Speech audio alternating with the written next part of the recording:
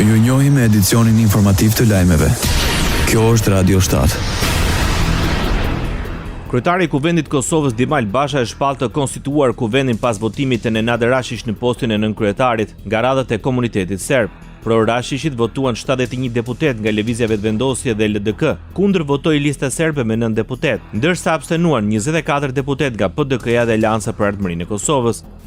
Ju njoftoj se me 71 vota për, 9 vota kundër dhe 24 abstenime, konstatoj se kuvendi zgjodhi deputetin Nenad Rashić, nënkryetar të kuvendit të Republikës Kosovës nga radhat e deputetëve të komunitetit serb.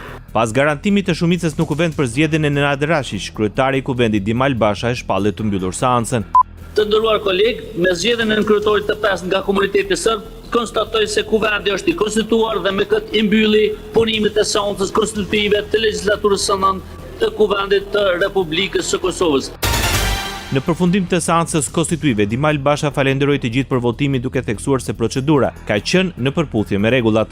Basha tha se pas refuzimit të listës serbe për të propozuar një kandidat tjetër, ai ofroi kandidatin dhe se procesi është legjitim. Sipas kryeparlamentarit, tani rrjedhin afatet për themelimin e qeverisë Kosovës.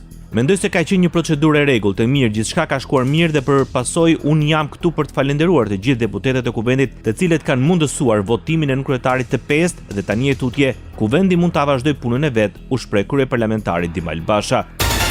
Ndërsa nënkryetari i kuvendit, deputeti Nenad Rashić falenderoi kolegët për mbështetjen. Jam falenderues ndaj kolegëve të mi që votuan për mua dhe shpresoj se ky do të jetë fillimi i ri në ndërtimin e institucioneve, sa më shpejt të jetë e mundur, u shpreh Rashić në një deklarim pas votimit. Kryetari i Partisë Demokratike të Kosovës, Memir Krasniqi, nuk është i bindur në procedurën e ndjekur nga shumica në pushtet për konstituimin e kuvendit. Në një konferencë për mediat, Krasniqi tha se ende nuk është e qartë nëse kuvendi është konstituar plotësisht. Megjithatë, kryetari i PDK-s është i mendimit se konstituimi ka qenë i domosdoshëm dhe shumë i nevojshëm që në datën 15 prill.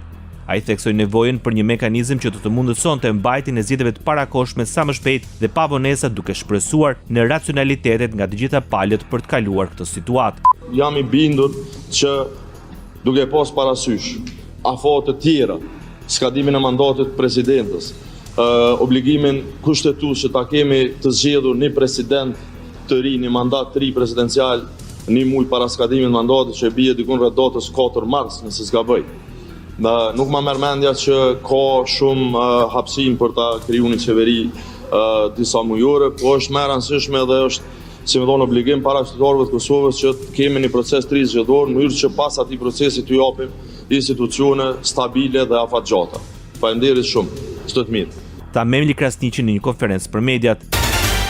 Kryetari i Lidhjes Demokratike e Kosovës, Lumir Abdigjiku, hodhi poshtë mundësinë për koalicion me Lëvizjen Vetëvendosje. Pas seancës konstituive, ai e vlerësoi të pakuptim që Republika e Kosovës të bllokohet për një pozitë në kryetarit kuvendit. Meqense aktgjykimi i gjykatës kushtetuese ka lënë hapësirë për votime dhe të grupeve apo individëve të tjerë jashtë një partie të tillë, meqense kështu ka qenë vendimi, ne kemi konsideruar që për një pozitë tërësisht të parëndësishme parlamentare, siç është pozita e 5 të kuvendit, kuvendi dhe institucionet e Kosovës duhet të mos bllokohen më. Futemi në afate kushtetuese, tani janë rregullat e qarta, ose kemi qeveri ose zgjedhjet e reja, deklaroi Lumir Abdigjiku.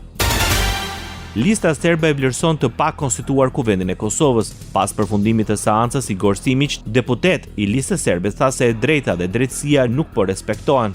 Pasi lexoi vendimin e fundit e gjykatës kushtetuese për të drejtën e zgjedhjes së nënkryetarit kuvendit të Kosovës nga radhët e komunitetit serb, Simić tha se si parti politike janë të vetëdijshëm se Nenad Rashić me dhunë e kanë sjellë të bëhet deputet dhe tani me dhunë dëshirojnë ta bëjnë nënkryetar të kuvendit dhe si antar i Lëvizjes Vetëvendosje, ai nuk mund ta marrë atë që është e rezervuar për popullin serb.